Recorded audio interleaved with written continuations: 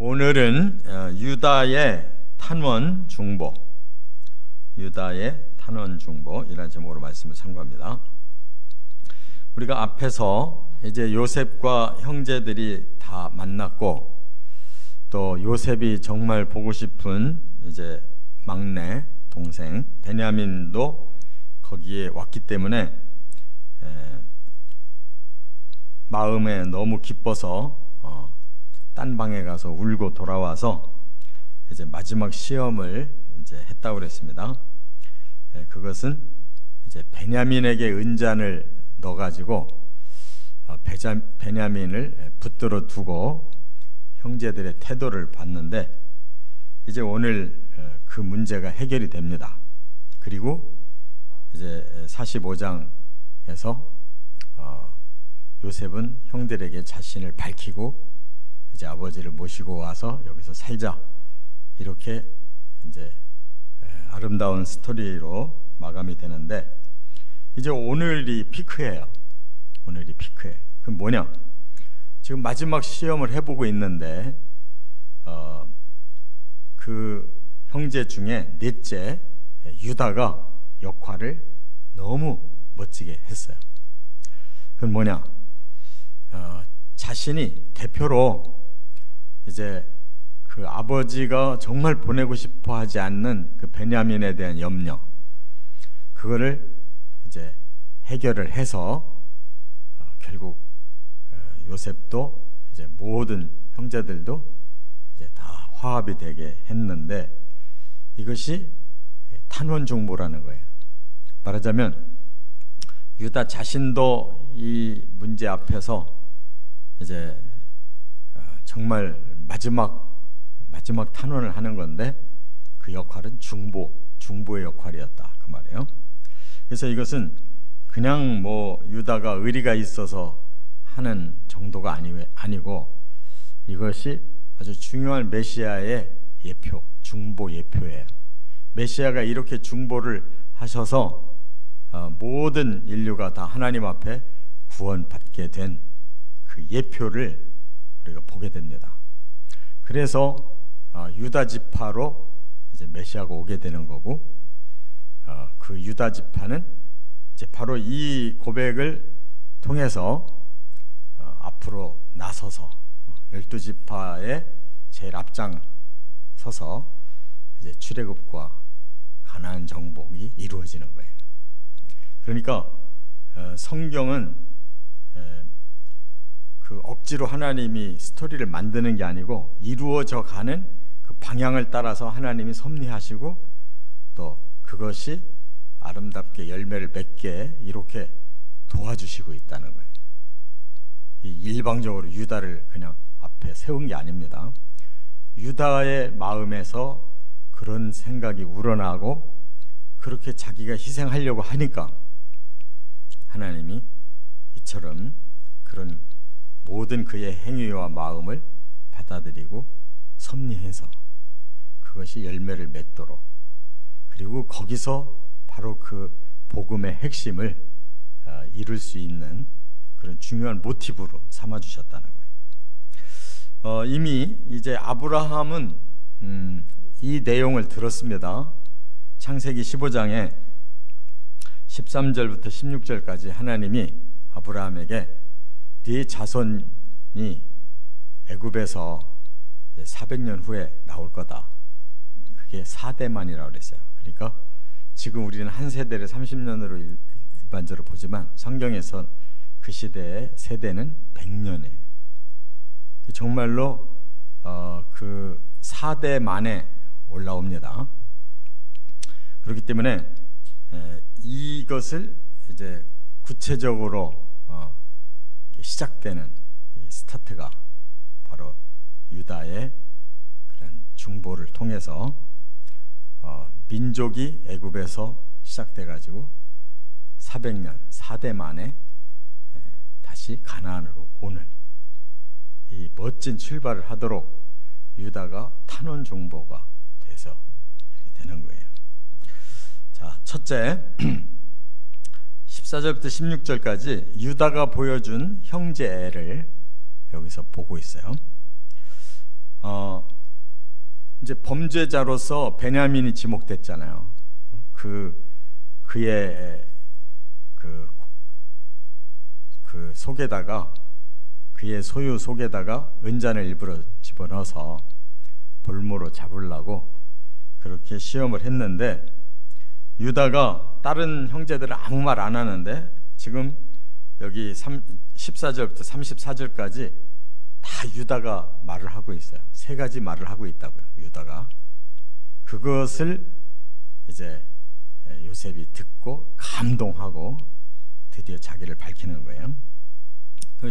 첫째 번 한머리 뭐냐, 14절부터 16절까지 형제에 대해서 그 유다가 끌어안는 사랑을 자기가 손수 보여주고 있어요. 왜냐? 베냐민이 걸렸는데 뭐라고 말을 하느냐? 이 베냐민의 책임이 아니라 우리 모두의 책임입니다. 그러니 이제 이 사실이 밝혀진 이상 우리는 모두 노예가 되고 또 그 총리를 우리가 죽도록 섬기겠습니다. 이렇게 공동 책임으로 전체를 끌어안아요. 그러니까 얼마나 요셉이 감동이 되겠어요.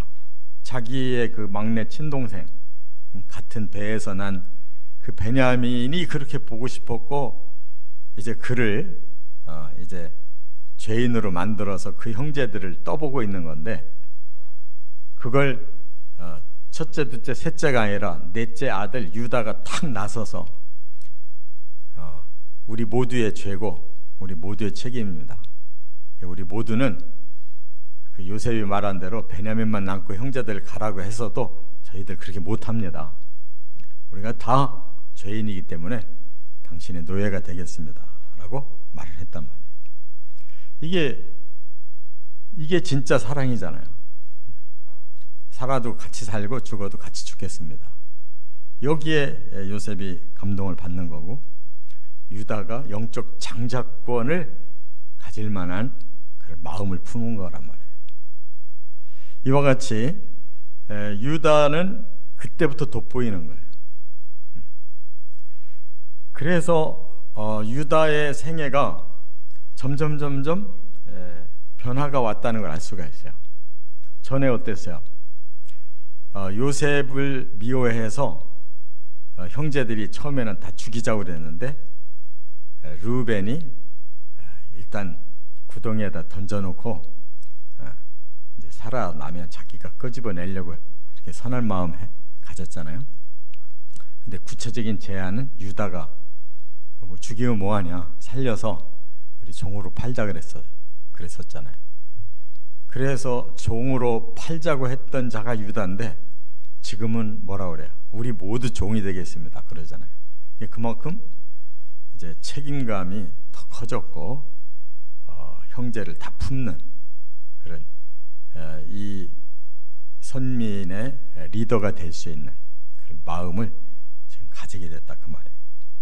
그래서 이제 유다는 이때부터 앞장섭니다. 그래서 애굽에서 고센 땅에서 이제 400년을 살면서 이제 서서히 유다 지파는 지도력을 갖게 되는 거예요. 그래가지고 출애굽을 해서 40년 광야 생활할 때 유다 지파가 항상 중심이 됩니다. 그래서 하나님이 인도를 할 때 유다 지파를 항상 중심에 세워요. 그리고 유다 지파가 제일 좋은 땅을 차지했고, 거기에 예루살렘도, 거기에 베들레헴도, 거기에 헤브론도, 중요한 도시는 다 유다 지파가 차지하고, 그리고 출애굽을 할 때에도 그 가나안 땅을 정복할 때에도 유다 지파의 갈렙, 에브라임 지파의 여호수아가 앞장서서 정복하고, 갈렙은 그 땅을 정복하고도 자기는 85세인데 아직 정정하니까 더 땅을 얻을 수 있게 해달라고 해서 헤브론을 정복하잖아요. 그와 같이 유다의 이 고백, 형제를 끌어안고 자기가 책임지는 이 고백이 바로 하나님의 마음에 합당한 거예요. 그래서 영적 장자권이 창세기 49장에 6절부터 12절까지 보면 유다는 탁월한 자다. 그 호를 가지고 있다. 거기에서 사자가 나온다. 그게 바로 메시아의 예언이거든요. 그렇게 되는 거예요. 형편없는 자를 무조건 세워서 영적 장자권을 주는 게 아니라고요. 그만큼 마음을 품고 그런 행위를 보여준 자에게 하나님 주신 것이다. 그 말이에요. 두 번째, 17절부터 31절에 보면 유다가 보여준 아버지 공경. 가장 마음이 아픈 일이 뭐냐? 바로 베냐민이 그렇게 잘못될 때 제일 큰 문제는 아버지 야곱이 그 아들 때문에, 그 위에 요셉도 죽어서 그렇게 마음고생을 했는데 그의 친동생 막내 베냐민까지 그렇게 여기에서 붙들려 죽게 된다면 누구보다도 우리 아버지가 슬프다. 우리 아버지가 그 아들과 함께 스올, 지옥으로 내려가게 되는 것과 같다라고 지금 말하고 있는 거예요.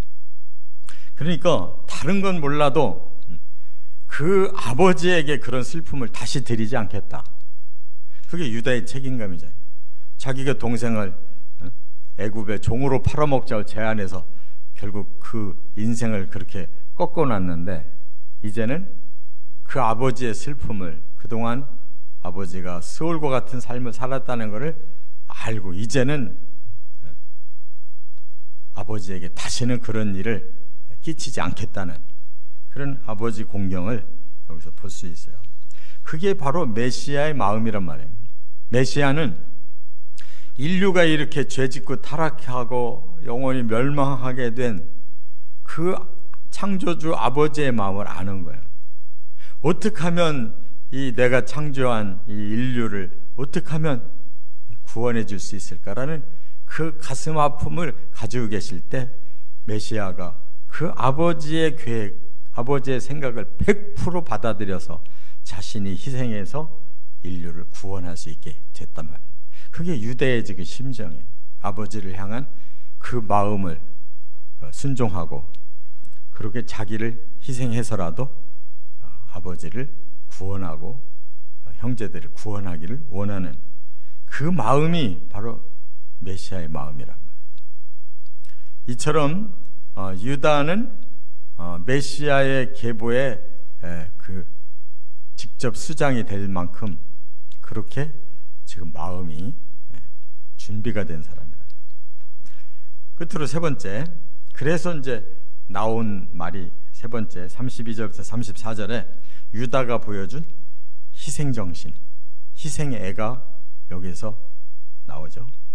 이미 이 아버지 앞에서도 그렇게 약속을 하고 여기 왔는데 지금 상황이 이렇게 되니까 요셉 앞에서 내가 이미 아버지한테 약속하고 왔습니다. 그 약속이 뭐였어요? 창세기 43장 9절에 아버지가 베냐민을 유다에게 맡겨주시면 유다가 책임지고 베냐민 반드시 돌아오게 하는데 만약에 못하면 제가 영원히 그 죄값을 받겠습니다. 그래서 이제 죽으면 뭐 죽으리라 하고 이제 아버지도 보낸 거고 왔잖아요. 여기서 요셉에게 마지막 메시지가 그거예요. 저는 이 베냐민과 우리 형제들이 다시 아버지 앞에 돌아가지 못한다면 이제 이 모든 죄를 제가 영원히 지겠습니다 하고 다시 지금 오늘 본문 33절에서 이렇게 말을 해요. 이제 주의 종으로 그 아이를 대신하여 머물러 있어 내 주의 종이 되게 하시고 그 아이는 그의 형제들과 함께 올려보내소서. 제가 남습니다. 우리 형제들 베냐민과 함께 올려보내주세요. 제가 영원히 이 죄값을 지겠다고 아버지한테 약속했고 요셉 앞에도 제가 그렇게 하겠습니다. 그 얘기예요. 그래서 예수님께서 우리에게 행하신 그 인류의 죄값을 다 대신 씻기 위해서 몽땅 그 죄값을 지고 가장 흉악한 벌인 십자가에 죽으신 것이 바로 이 유다가 보여준 희생에서 그 맥을 찾을 수가 있다 그 말이에요. 그래서 결국은 희생의 사랑으로 죽을 수밖에 없는 자들을 살려내고, 또 그 구원받은 이스라엘이 바로 애굽에서 보호를 받고, 요셉의 보호를 받고 잘 성장해서 영적 공동체를 이루잖아요. 하나님의 백성이 하나님의 나라를 세우도록 이렇게 가나안 땅으로 올라와서 그 일을 이루잖아요. 그게 바로 이 유다의 희생 정신이 바로 그런 선민의 생명과 영광을 누리게 된 기회란 말이에요. 이 결론이 그래서 요한복음 3장 16절입니다. 하나님이 세상을 이처럼 사랑하사 그 마음을 아는 독생자가 내려오셨어요. 그래서 누구든지 그 십자가 진 그 독생자를 믿기만 하면 다 멸망치 않고 구원받게 한 것이다. 그 스토리가 오늘 본문이고, 그 스토리대로 예수님 그렇게 실행하셔서 진짜로 하나님이 이 세상을 사랑하는 그 마음을 예수님이 다 이루어 주셨다는 거예요. 할렐루야. 성경은 이렇게 하나님의 그 구원 섭리를 계속 보여주고 있어요. 이거를 못 보면 성경이 안 풀리는 거예요. 바로 구원의 핵심, 그 십자가의 원리로 하나님은 이 세상의 사람을 구원시키시는 거예요. 저나 여러분이나 바로 유다와 같은 이 마음이 있으면 우리를 통해 구원이 되는 거예요. 우리를 통해 구원을 시켜 가시는 사람을. 그래서 예수의 십자가의 뒤를 따르는 제자가 바로 그 일을 하는 거라고. 우리 마음에 유다와 같은 형제, 아버지 하나님에 대한 공경심, 그리고 자신을 희생하는 마음에서 이 구원이 나온다는 거 꼭 명심하시고 실천해 가시기를 주의 이름으로 축원합니다.